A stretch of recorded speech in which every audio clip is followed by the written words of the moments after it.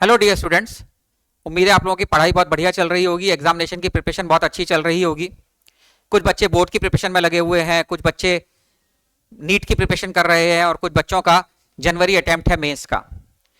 सभी बच्चों के लिए एक पर्टिकुलर चीज मैं आपसे डिस्कस करना चाहूंगा कि एग्जाम में अच्छा परफॉर्म करने के लिए तीन चीजें बड़ी इंपॉर्टेंट होती हैं, which is called PPT, that is place, position and time.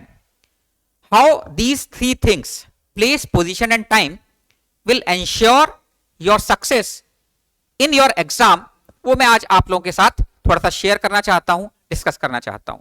तो सबसे पहले बात करते हैं बच्चों प्लेस की।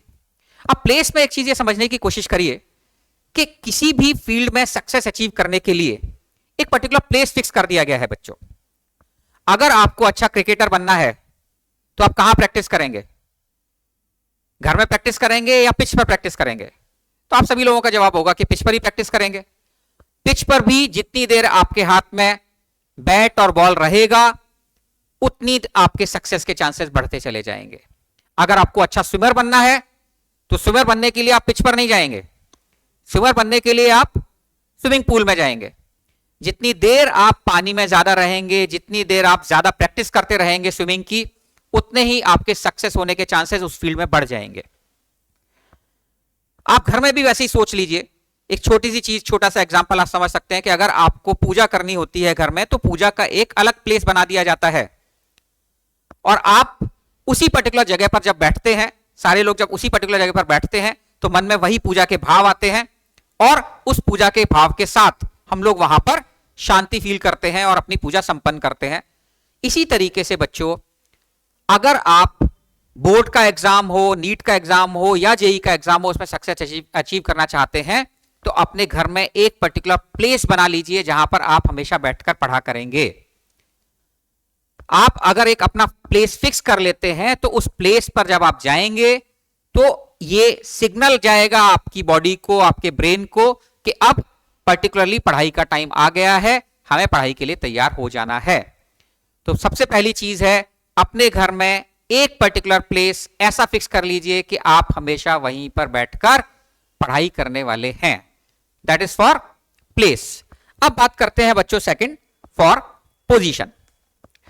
पोजीशन में भी मैंने अगर आपको बोल दिया कि एक पर्टिकुलर प्लेस फिक्स करना है और आपने कहा कि ठीक है सर, हम तो जो है वो बिस्तर में बैठ के पढ़ेंगे, ब्लैंकेट लेके पढ़ेंगे, बहुत ठंड हो रही है, ब्लैंकेट लेके पढ़ने में सबसे ज्यादा हमारे को मजा आता है।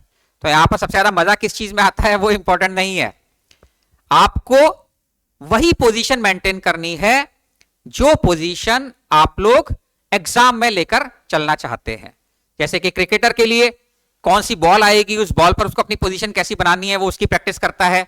स्विमर कौन सी पर्टिकुलर स्विमिंग में पार्टिसिपेट कर रहा है, उसके अकॉर्डिंग उसका पोस्चर कैसा होना चाहिए उस पर ध्यान देता है। उसी तरीके से आप लोगों को भी एग्जाम देते हुए आपकी बॉडी का जो पोस्चर रहेगा, आपको चेयर और टेबल पर बैठकर पढ़ना है और उसी पोस्चर में पढ़ना है जिस पोस्चर में आप फाइनल एग्जाम देने वाले हैं। तो यह भी बड़ा इंपॉर्टेंट है कि जिस प्लेस पर आप बैठें उस प्लेस पर चेयर और टेबल लेकर ही आपको एग्जाम की प्रिपरेशन करनी है। तीसरी चीज आती है फिर टाइम।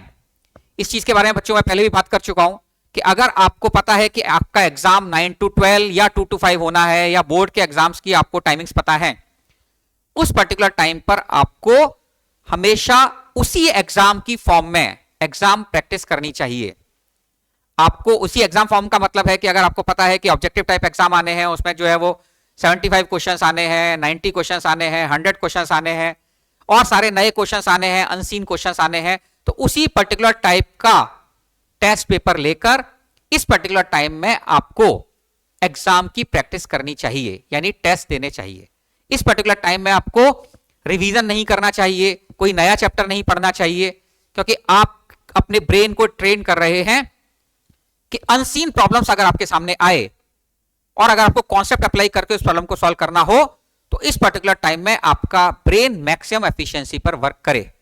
तो अगर आप प्लेस, पोजीशन एंड टाइम, इन तीन चीजों का ध्यान रखेंगे तो मुझे उम्मीद है कि आप अपने कैपेबिलिटी के अकॉर्डिंग, अपने कैलिबर के अकॉर्डिंग मैक्सिमम एफिशिएंसी पर वर्क कर पाएंगे और एग्जाम में सक्सेस होने के चांसेस बढ़ जाएंगे। Thank you very much. All the best.